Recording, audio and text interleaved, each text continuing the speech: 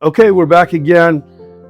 This is video 2. Let's talk about my first real business in law school. I will first want you to understand the dynamics around markets. All right, so here's the bottom line.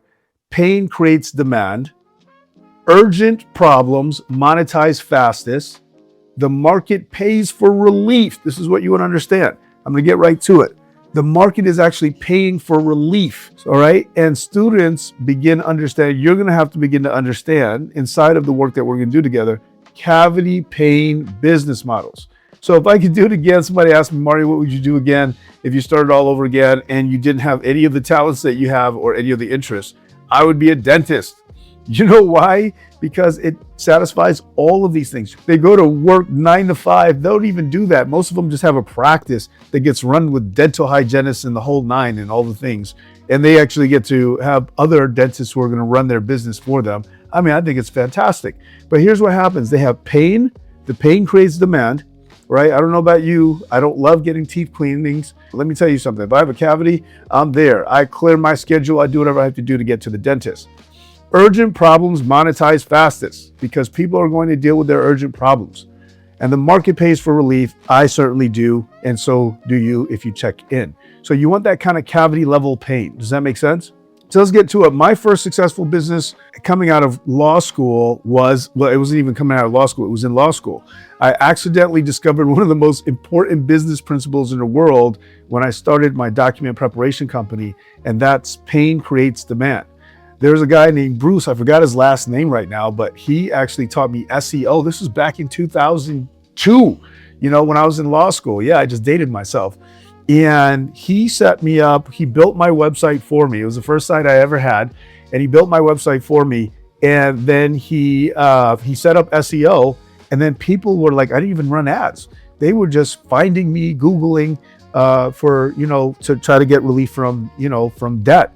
And they would find me and I would do their bankruptcy preparation, all those things. And I accidentally discovered one of the most important principles in the world, which is that pain creates demand and demand's going to give me access to cash flow.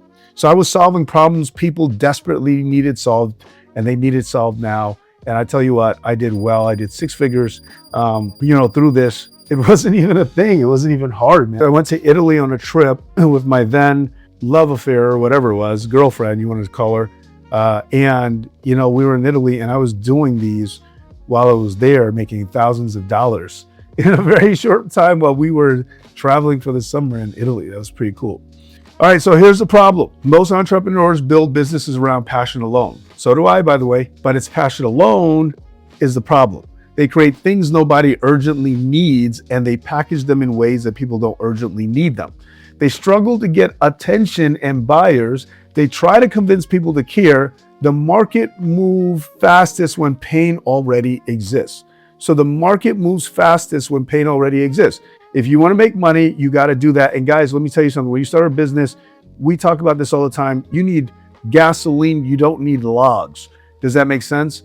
And logs are what you take that little spark of money and time that you have and you toss it at a log. It's not going to light it on fire. However, you take the right spark and you throw it at a gasoline, guess what? It's going to catch fire, and that's what we want. And that's why pain and urgency are extraordinarily important so we can get paid as quickly as possible.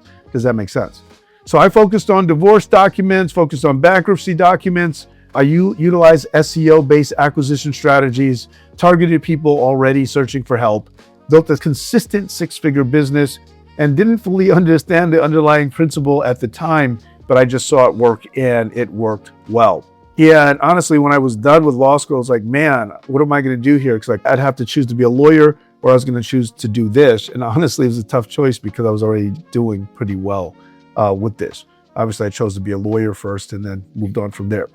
All right, so people urgently needed divorce. They urgently needed bankruptcy. They urgently needed legal relief. That's why that worked. The emotional pain was driving the searches. The financial pain was driving urgency. I accidentally discovered pain-based demand. That's what happened. This was the realization of cavity pain. And that's what made the difference. I wasn't selling documents. I was solving urgent emotional and financial pain. The market already wanted relief.